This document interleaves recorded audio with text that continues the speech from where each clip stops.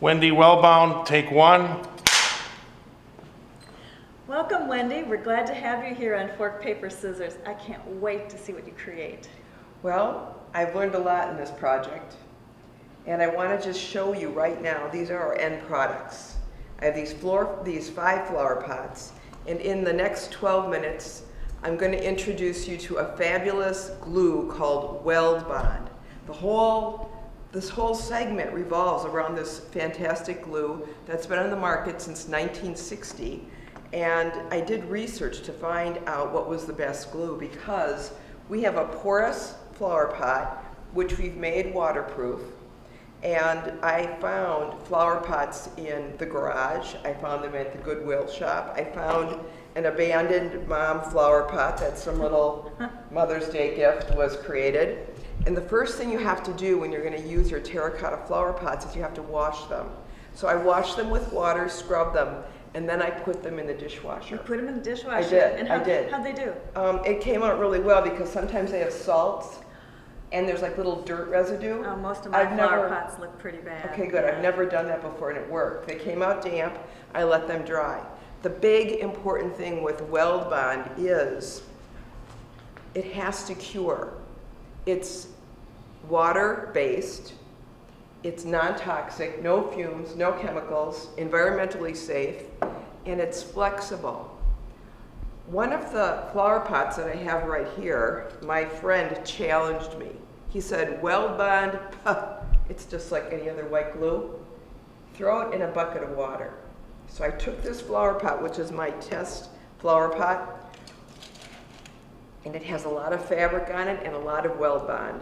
And I threw it in a pail of water for 24 hours. Oh. And this person who coached me and challenged the Weld Bond, he's a person who uses boats and he's familiar with fiberglass. Mm-hmm. And he said, so let me know, is there a residue on the bottom? Is there a scum on the top? There was nothing. Nothing. And feel this.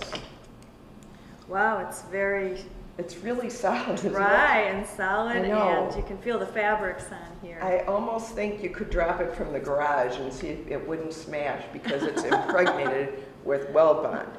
So let's get on to it. Seem amazing, yes. This is 5 ounces of Weld Bond. When you do your research, I found out that it's very popular with people who do mosaics. So you can find that at a craft store? A craft store or a hardware store, hardware both. too? Okay. Yes. And the advice that I got from the computer, because I researched, was use 1 part Weld Bond and 5 parts water. So 5 ounces is probably a little bit over a half a cup. And so I wanted to make my solution a little bit more concentrated. And I used probably 2.5 cups water and 1 tube of Weld Bond.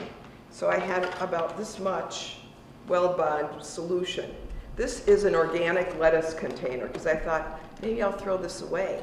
And I was really conscious of wanting to spin my flower pots in the solution, which I did. And then I took a rope or a hose, and I strung the flower pot. Of course, these clothespins are in the way. But I hung it off of a wash line.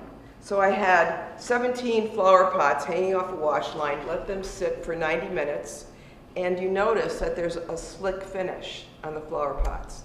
So I would suggest, if you want to do this, do a lot of them in advance, and then it's a great thing to pull out of the closet or do with your kids or entertain yourself. It gets to be kind of mindless, because you start thinking about, okay, what am I going to put on my flower pots? Well, I had to produce. I said I'd be on your segment. So I started digging around and went to the thrift store and found somebody's collection of quilting scraps. So this was my first piece. What did I find out? There are certain fabrics that are not good. Do not use polyester or linens. Use thin fabrics. Like a cotton? Like a cotton. Or a batiste or... Something very thin. Very thin. So next, let's go to the next part of it and clear the table, and I'll show you how to apply a surface treatment to the flower pot. Sounds good. I can't wait. Cut.